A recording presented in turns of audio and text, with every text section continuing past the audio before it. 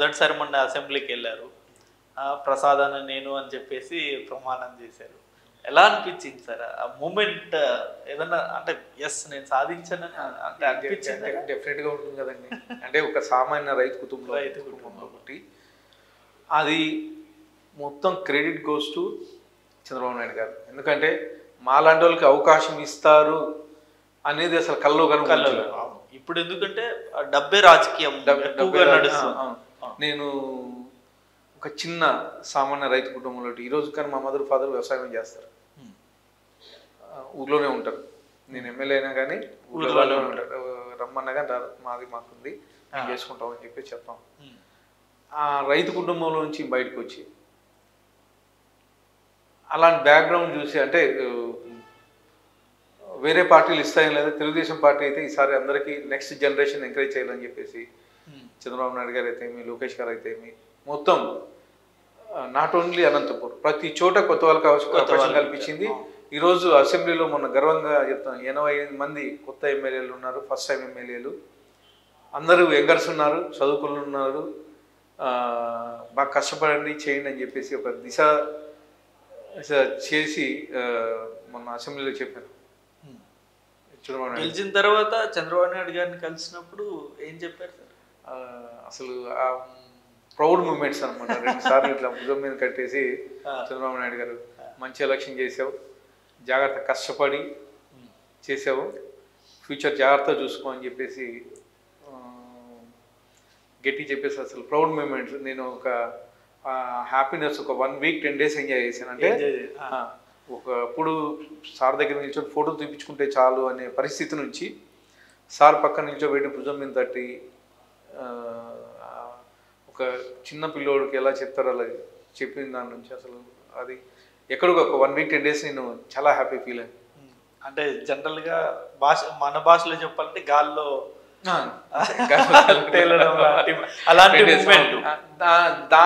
దాంతో నాకు ఇంకా బాధ్యత పెరిగింది. ఎక్కడే కానీ చెడ్డ పేరు రాకోకుండా అంటే అనంతపూర్ని ఒక అభివృద్ధి వైపు తీసుకెళ్లాలని చెప్పేసి ఆ రోజు డిసైడ్ అయిపోయాను. నన్ను నమ్మి ఇచ్చారు, గెలిచిన దానికి అప్రిషియేషన్ చేశారు. నా మీద బాధ్యత పెరిగింది. ఆ బాధ్యతను ఇంకా పెంచుకొని కష్టపడి పనిచేయాలనే దాంట్లో డిసైడ్ అయిపోయాను. ఎందుకంటే ఇప్పుడు నుంచి నేను అంటే ఏది అనుకున్నా ఖచ్చితంగా నేను సాధిస్తాను దాన్ని. ఫస్ట్ అనంతపూర్ కానీ అండర్ గ్రౌండ్ డ్రైనేజ్ ఒకటి, dump yard shifting, outer ring road, smart city డిపిఆర్లు తయారు చేయిస్తున్నాం. ఇవన్నీ ఖచ్చితంగా ఫస్ట్ ఇయర్లోనే చేర్చుకుంటాం అని చెప్పేసి ఖచ్చితంగా నమ్మకం అయితే ఉంది నాకు. ఇక్కడ అనంతపూర్ డిస్టిక్ సంబంధించి కేశవ గారు మినిస్టర్గా ఉన్నారు, అలాగే వచ్చేసి పెనుగొండ మేడం ఆమె మినిస్టర్, అలాగే ధర్మవరం సత్యకుమార్ గారు మినిస్టర్. అంటే ఈ మినిస్టర్స్తో కోఆర్డినేషన్ ఎలా ఉంటుంది సార్? నాకు ముఖ్యంగా కేశవ గారితో మీకు మంచి రిలేషన్ ఉందా? నాకు మినిస్టర్స్ కేశవన్న ఒకరే గారు, సత్యకుమార్ గారు కానీ సౌతమ్మ గారు కానీ అందరితోనూ మంచి రిలేషన్స్ ఉన్నాయి. నాట్ ఓన్లీ మినిస్టర్స్, అందరు ఎమ్మెల్యేలతోనూ నేను బాగుంటాను. ఎవరు నన్ను అంటే అనంతపూర్లో ఏదైనా వర్క్ త్వరగా జరగాలంటే మినిస్టర్తో కోఆర్డినేషన్ లో ఉంటే త్వరగా మీరు అనుకున్న చేయొచ్చు. అంటే ఫైనాన్స్ మినిస్టర్ కదా, ఫస్ట్ ఏదన్నా ఇక్కడ నుండి రావాలి. ఫైనల్ గా ఎవరి దగ్గర ఎక్కడి నుంచి ఫస్ట్ చంద్రబాబు నాయుడు గారు చెప్పినా మళ్ళీ ఇక్కడ నుండి ఇక్కడ అప్రూవల్ రావాలి. కేశవంతో బాగానే ఉంటాయి, ఇబ్బంది ఏం లేదు నాకు. ఎందుకంటే ఇప్పుడు పరిచయం కాదు కేశవన్, అది ముందు నుంచి నాకు తెలుసు, ఇబ్బంది ఏం లేదు. అలాగే సత్యకుమార్ యాదవ్ గారు కొత్త అయినా కానీ దాన్ని బాగా దగ్గర తీస్తారు. ఇంతకు ముందు తెలుసా సార్ సత్యకుమార్ గారితో పరిచయం ఉందా? లేదు ఫస్ట్ ఇక్కడికి వచ్చిన తర్వాతనే. అలాగే సవితమ్మ గారితో ఉండింది పరిచయం. సవితమ్మ గారితో ఎందుకంటే 2014 ఎలక్షన్స్కి 19 ఎలక్షన్స్కి సునీతమ్మక్క క్యాన్వాసింగ్కి వచ్చేది. ఆమె క్యాన్వాసింగ్కి వచ్చినప్పుడల్లా మా మండల్లో చాలాసార్లు క్యాన్వాసింగ్. అప్పటి నుంచే నాకు పరిచయం, 2014 నుంచి సవితమ్మ గారి పరిచయం. కేశవన్న చాలా నుంచి ముందు నుంచే పరిచయం, ముందు నుండి పరిచయం. శ్రీరామ్ గారితో కలిసి ట్రావెల్ చేశారు. బట్ లాస్ట్ మూమెంట్లో బై అంటే బ్యాడ్ లక్ మరి ఏంటో కానీ ధర్మవరం టికెట్ రాలేదు. ఇప్పుడు కానీ బాధపడతా ఉంటాను. శ్రీరామ్ మాతో పాటు వచ్చింటే బాగుండేది, ఒక మంచి పవర్ ఉండేది. నెక్స్ట్ అంటే యంగర్ కదా, యంగ్ జనరేషన్ లోకేష్ గారి టీం ఆయన వచ్చింటే బాగుండేది దీంట్లో. ఇప్పుడు కానీ అప్పుడప్పుడు బాధపడ్డారా ఆ మూమెంట్లో టికెట్ రాలేదు అని చెప్పేసి? అంటే ఇప్పుడు ఆ ఎలక్షన్ టైంలో నా దీంట్లో మీ వర్క్లో మీరు ఉన్నాను. తర్వాత వెళ్ళి కలవడం, తర్వాత సత్యకుమార్ గారికి వచ్చిన తర్వాత వెళ్ళి కలిసి మాట్లాడడం, నాకు సపోర్ట్ చేయమని చెప్పేసి అడగడం జరిగింది. అప్పటి నుంచి అంత బాగా గట్టిగా సపోర్ట్ చేశారు. అనంతపూర్లో బాగా తెలిసిన వాళ్ళందరికీ చెప్పి బాగా వర్క్ చేయించారు. శ్రీరామ్ అయితే, సునీతమ్మకి అయితే, తర్వాత ఉమర్ చమన్ గారి కొడుకు, వీళ్ళంతా బాగా చేశారు. జేసీ ఫ్యామిలీతో ఎలా ఉంది సార్? అంటే క్లోజ్ రిలేషనా లేకపోతే నార్మల్? అంటే అంతకుముందు మామూలుగా పరిచయం ఉంది, కానీ అంటే మరీ అంత క్లోజ్ కాదు, మరీ అంత ఇదే కాదు. మామూలుగా ఎప్పుడు వెళ్ళినా కానీ మంచి రెస్పెక్ట్ ఇస్తారు. పవన్ గారు అయితే, అస్మిత్ గారు అయితే, ప్రభాకర్ రెడ్డి గారితో అయితే, అందరితో నాకు మంచి రిలేషన్స్ ఉన్నాయి. ఎవరితోనూ అంటే ఇబ్బంది పడే వాతావరణం అయితే ఎవరి దగ్గర లేదు. వెళ్తానికి కూర్చోబెట్టి భోజనం పెట్టి పంపించే రిలేషన్ అయితే అందరితోనూ ఉంది. ఏ ఎమ్మెల్యే దగ్గరైనా, ఏ మినిస్టర్ దగ్గరైనా. సో ఇప్పుడు జనరల్గా అంటే మీరు చంద్రబాబు నాయుడు గారితో నాకు తెలిసి అసెంబ్లీ అప్పుడు మంచి క్లోజ్గానే మూవ్ అయి ఉంటారు. అంటే దాని తర్వాత ప్రమాణ స్వీకారం అప్పుడు కూడా చంద్రబాబు నాయుడు గారితో ట్రావెల్ అనేది మీరు చేసి ఉంటారు. ఎలా ఉంటుంది సార్ బాబు గారితో? అంటే నేను యాక్చువల్గా అంటే ఇప్పుడు నా ఏజ్ ఆయన ఎక్స్పీరియన్స్ అంత లేదు. జనరల్గానే ఒక పక్కన నిల్చొని ఫోటో తీపించుకుంటే చాలనే పరిస్థితి నుంచి సార్ దగ్గర నుంచి ఉండే స్టేజ్ వరకు వెళ్ళి సార్తో మాట్లాడాలంటే డెఫినెట్గా మాకైతే భయం అయితే ఉంటుంది. కానీ ఆయన దగ్గర తీసుకొని బాగా నీట్గా ఎక్స్ప్లెయిన్ చేసి జాగ్రత్త చేసుకోండి, కష్టపడాలా, డెవలప్ చేయాలి అని చెప్తూ ఉంటే, ఒక టీచర్ స్టూడెంట్కి ఎలా చెప్తూ ఉంటాడో, లేకపోతే ఒక ఫాదర్ కొడుకు ఎలా చెప్తాడు, అదే టైప్లో అంటే మా కొత్త ఎమ్మెల్యేలకు అందరికీ అలాగే ఈ మధ్యకాలంలో నేను అబ్జర్వ్ చేసింది.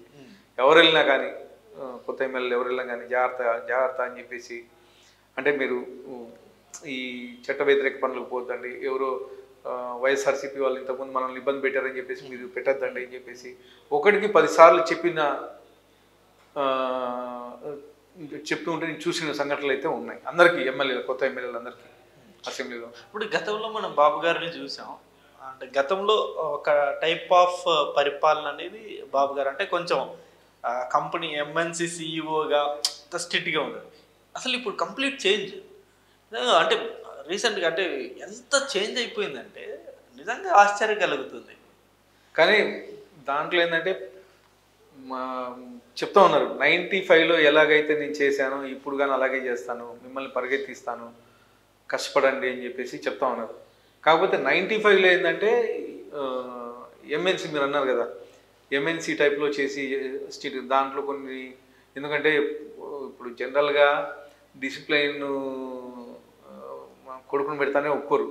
అవును, మా నాయన రోజు తిడతాడు టైప్లో, అదే టైప్లో ఆయన డిసిప్లిన్గా పెట్టినప్పుడు ప్రజలుగా అయితే కొద్దిగా అప్పుడు యాక్సెప్ట్ చేయకోకుండా నెక్స్ట్ మళ్ళీ ఓడిపోవడం ఇవన్నీ జరిగింది. కానీ ఆ రోజు ఏదైతే హైదరాబాద్లో చేశాడో డిసిప్లిన్గా, ఈరోజు ప్రతి పల్లెటూరులోనూ ఒక 10 మంది సాఫ్ట్వేర్ ఇంజనీర్లు బయటకు వచ్చారు. ఆ సాఫ్ట్వేర్ ఇంజనీర్లు లేకపోయింటే నిరుద్యోగం కానీ అసలు ఎంప్లాయ్మెంట్ జనరేషన్ ఎక్కడే కానీ ఏమి అసలు ఉండేది కాదు. ఈరోజు గర్వంగా అంటే ఇన్ రెస్పెక్ట్ ఆఫ్ క్యాస్ట్ తర్వాత ఏదన్నా ప్రతి ఊర్లోనూ మినిమం ఏ చిన్న ఊరు తీసుకున్నా, మా కొడుకు యుఎస్లో ఉన్నాడు, యూకేలో ఉన్నాడు, అసలు యుఎస్ సాఫ్ట్వేర్ ఇంత సంపాదిస్తున్నాడు. ఇప్పుడు మీరు చూస్తుంటే అంటే జాబ్ లేకుండా ఊళ్ళో ఉండే వాళ్ళ పరిస్థితి చూస్తుంటే పిల్లల్ని ఓడడానికి కానీ భయపడుతున్నారు. కొన్ని విలేజెస్లో కర్ణాటక వెళ్ళి చేసుకుంటున్నారు, డబ్బులు ఇచ్చి చాలా విలేజెస్లో, కొన్ని కాదు చాలా, ఎస్పెషల్ అనంతపూర్ డిస్టిక్ కానీ కడప డిస్టిక్లో వీళ్ళు గదగు అక్కడ ఇక్కడికి వెళ్ళి అంటే ఆ రోజు సారు ఈ స్ట్రిక్ట్గా లేకోకుండా, సిఇఓ మాత్రం లేకోకుండా చేసింటివన్నీ మనం చూడలేం కదా. ఆ రోజు చేశాడు కాబట్టి ఈరోజు హైదరాబాద్ మీరు నైట్ టైం వెళ్ళి చూడండి, అసలు మన హైదరాబాద్లో ఇండియాలో ఉన్నామా అని డౌట్ వస్తుంది. మా సైబర్ సిటీకి వెళ్ళి ఆ ఏరియాలో ఏదైతే సార్ డెవలప్ చేసిన ఏరియాలో ఉన్నాయో వెళ్తే అసలు నైటు మామూలుగా 1 o'clock టైంలో వెళ్తే బిల్డింగ్స్ ఆఫీస్ వర్కింగ్ స్టైల్స్ కానీ మనం ఇండియాలో ఉన్నామా లేదని డౌట్ వస్తుంది. అంత డెవలప్ చేశారు ఓన్లీ సైబర్ సిటీ. అలాగే తర్వాత అగ్రికల్చర్. ఇప్పుడు మన ఎగ్జాంపుల్ మన అనంతపూర్ తీసుకుంటే హంద్రీనివా కెనాల్ వచ్చింది. హంద్రీనివా కెనాల్ దాదాపు కుప్పం వరకు వెళ్తుంది. పట్టిసీమ తీసుకొచ్చి పట్టిసీమ వాటర్ కృష్ణాలో కలిపేసి ఏదైతే మన కృష్ణా వాటర్ ఏవైతే ఉన్నాయో బ్యాక్ వాటర్ తీసుకొచ్చి మొత్తం రాయలసీమకు పంపిస్తున్నారు. ఆ కృష్ణా పరివాహక ప్రాంతం ఏదైతే ఉందో పట్టిసీమ వాటర్ తీసుకొచ్చి అక్కడ ఇచ్చేసి ఆ వాటర్ మొత్తం మనం రాయలసీమ తర్వాత ఒంగోలు ఇవన్నీ పంపిస్తున్నాం. అసలు ఇవన్నీ ఊహకు అందనం అనమాట. అసలు ఎవరు ఆలోచించడం లేదు. నదుల అనుసంధానం మొదలుపెట్టిందే ఫస్ట్ చంద్రబాబు నాయుడు గారు. అసలు పట్టిసీమ గోదావరి కృష్ణ కలుస్తుందని ఎవరు అనుకోలేదు. కానీ తీసుకొచ్చి అలా కలుపొచ్చనే ఆలోచన కూడా ఎవరికి లేదు. లాస్ట్ 5 years అసలు ఒక టీఎంసీ వాటర్ కానీ ఎత్తిపోయలేదు జగన్మోహన్ రెడ్డి గవర్నమెంట్. ఇప్పుడు మా గవర్నమెంట్ వచ్చింది, ఇమ్మీడియట్గా ఆల్రెడీ పట్టిసీమ వాటర్ వచ్చేస్తుంది. ఎక్కడ మొత్తం డ్యామ్లన్నీ నిన్నాయి. మన అనంతపూర్కి కానీ HNSS water Handri-Neeva water start అయినాయి. ఈరోజే పిఏబిఆర్కి తర్వాత జీడిపల్లి పిఏబిఆర్కేమో తుంగభద్ర వచ్చింది, ఇదేమో జీడిపల్లికేమో హెచ్ఎన్ఎస్ వాటర్ వచ్చాయి. మన దగ్గర ఉండే డ్యామ్లన్నీ నింపుతూ ఉన్నాం. ఇది కేవలం చంద్రబాబు నాయుడు గారి ఆలోచన వల్లే. లేకపోతే అంతకుముందు వైఎస్ఆర్సీపీ రాజశేఖర రెడ్డి గారు వీళ్ళంతా ఉన్నారు, ఎప్పుడు చేసింది లేదు. అగ్రికల్చర్ మీద ఇంత దృష్టి పెట్టింది లేదు. చంద్రబాబు నాయుడు గారు ఒక పక్క సాఫ్ట్వేర్ కంపెనీలు డెవలప్ చేస్తూ, ఇంకో పక్క రైతుల గురించి ఆలోచిస్తూ, అలాగే ఈ డ్రిప్ ఇరిగేషన్ అనంతపురం లాంటి జిల్లాలకి చాలా ఉపయోగపడింది. ఎందుకంటే అంతకుముందు మామూలుగా ఈ కాలువలు మోటార్ పెట్టేసుకొని తీసుకొని వెళ్ళిపోయేవాళ్ళు. చాలా వాటర్ వేస్ట్ అయ్యేది. అది దాదాపు 25%, అంటే 75% వాటర్ మిగిలించి 25% వాటర్లోనే పంటలు పండించే తీసుకొచ్చాం. గత లాస్ట్ 5 yearsలో ఒక డ్రిప్ ఎక్కడన్నా ఒక శాంక్షన్ చేసి ఇచ్చిన దాఖలా లేదు. లాస్ట్ గవర్నమెంట్ టీడీపీ గవర్నమెంట్లో సప్లై చేసిన బిల్స్ అన్ని పెండింగ్ పెట్టుకొని కూర్చున్నారు ఈరోజు. కానీ ఆ డ్రిప్ ఇరిగేషన్ 1,000 ఎకరాలు అనంతపూర్లో చేయించారు. కమ్యూనిటీ డ్రిప్ ఇరిగేషన్లో ఉరవకొండలో కేశవ్ గారు ఫస్ట్ ప్రయోగాత్మకంగా చేయాలని చెప్పేసి మొదలుపెట్టారు. అది ఆ ప్రాజెక్ట్ మధ్యలోనే ఆగిపోయింది. మళ్ళీ ఇప్పుడు చేస్తారని చెప్పేసి అనుకుంటున్నాను.